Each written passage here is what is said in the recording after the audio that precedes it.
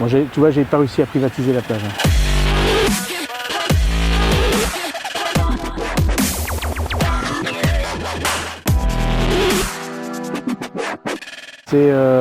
C'est bienveillance. J'ai racheté une société qui se situe pas très loin de Quimper. Pourquoi ici et pourquoi en tout cas j'y resterai? C'est qu'en fait j'ai découvert une région qui apporte énormément au niveau économique. Il y a quand même une forte économie sur le Finistère. Au niveau social, beaucoup d'entraide, beaucoup de réseaux très importants et puis cette qualité de vie. De profiter de la vie, les opportunités, que ce soit d'un point de vue personnel, familial, et sportive et professionnel, font que je me lève en me disant je vais découvrir quelque chose et j'aime bien apprendre tous les jours, parce qu'on apprend tous les jours. Donc très motivé en tout cas pour me lever le matin et surtout dans cet environnement. Toute la partie RSE, effectivement, elle correspond tout à fait à ma philosophie et mon idée de l'entreprise. C'est-à-dire que c'est dans l'objectif de la faire perdurer.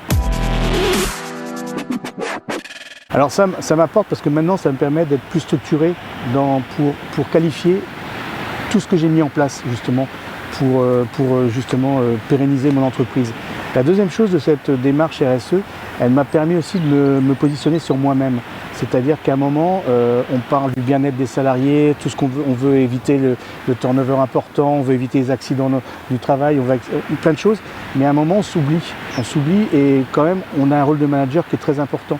Et par ce biais de la RSE, je me suis rendu compte que l'important, c'était aussi que je sois bien dans ma peau, que je sache être heureux, que je sache aussi des fois montrer que je ne suis pas content. Et pour moi, c'est très très important.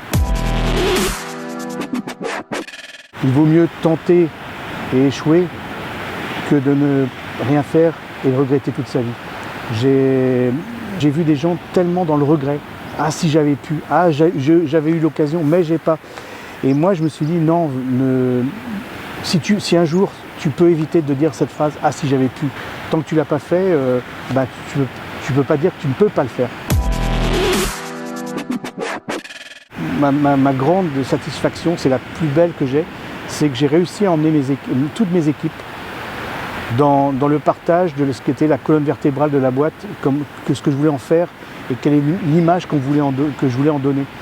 Et le jour où on a fait un petit groupe de travail avec les salariés, ils m'ont dit, les deux groupes, si on veut pérenniser l'entreprise, ça dépendra de notre comportement.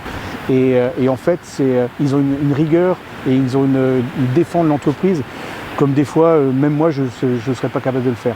Ça, c'est ma grande satisfaction. La première réunion, comme je disais tout à l'heure en préambule, j'ai rencontré des gens bienveillants.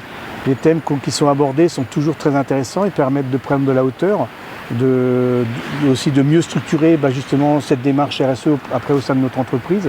Donc ça, je trouve ça toujours très très intéressant. Alors qu'est-ce que je pourrais dire? En tout cas, déjà, pour ceux qui hésitent à venir à la commission RSE, il faut venir. Parce que c'est comme je viens de dire, c'est un moment, c'est pas une perte de temps, c'est vraiment un échange important. Et puis j'ai aujourd'hui une entreprise qui tourne grâce à mes salariés. Et c'est vrai que c'est compliqué, c'est dur socialement, c'est dur à recruter, c'est dur de garder ses salariés. Mais quand on arrive à le faire, et qu'ils nous le redonnent, c'est vraiment une richesse phénoménale.